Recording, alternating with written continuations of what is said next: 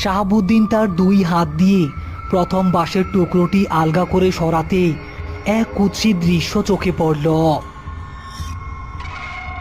কাফনের কাপড়ে মোড়ানো কুসুমের ফ্যাকাশে মুখটি অন্ধকার গর্তের ভেতর দেখা যাচ্ছে, কিন্তু তার চোখ দুটো উপড়ে ফেলা হয়েছে, যেখানে কেবল দুটি রক্তমাখা গর্ত, আর তার মুখটি এক অমানসিক হাসিতে দুই পাশে চিরে গেছে।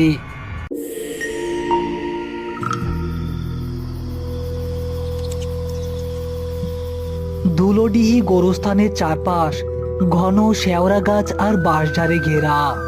দিনের বেলাতেও এই গোরস্থানের ভেতর সূর্যের আলো ঠিক মতো পৌঁছায় না, আর রাত হলে তো কথাই নেই। গত 3 দিন ধরে এই গোরস্থানে এক অদ্ভুত ঘটনা ঘটছে।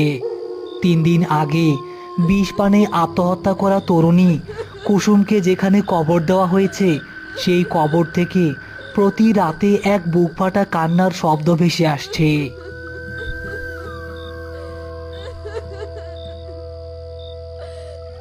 গ্রামের কেউ ভয়ে রাতের বেলা এই পথ দিয়ে হাঁটে না। কুসুমের বৃদ্ধ পিতা রহমত মিয়া আজ 3 দিন ধরে ঘুমাননি। চোখের নিচে কালি, গালে না কামানো সাদা কালো দাড়ি। মেয়ের এই করুণ পরিণতি বুড়ো বাপকে জ্যান্ত লাশ বানিয়ে ছেড়েছে। গ্রামের মাতব্বরেরা অনেক বারণ করেছিল, বলেছিল পাপ হবে, গজব নামবে, কিন্তু কোনো নিষেধেই এই পাগলপ্রায় বাবার মনকে শান্ত করতে পারেনি। অবশেষে আজ মাঝরাতে তিনি মোটা টাকার বিনিময়ে রাজি করিয়েছেন শাহাবুদ্দিন আর মতিকে।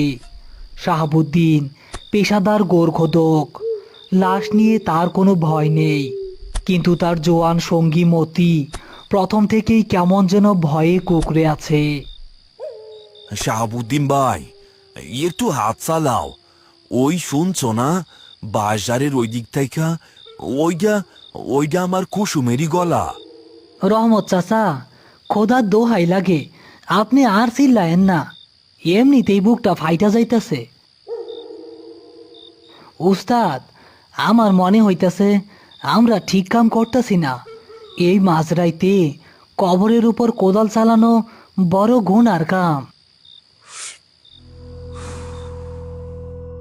মতি, মুখ বন্ধ রাখ আর হাতের কোদাল চালা। গুনাহ আর সোহাব ভাবার সময় না এটা। আমরা টেকা নিছি, আমাদের কাজ শেষ করতে হইব। শাহাবুদ্দিন ভাই, আমার কুসুম সোনা কি জ্যান্ত কবরে গেছে?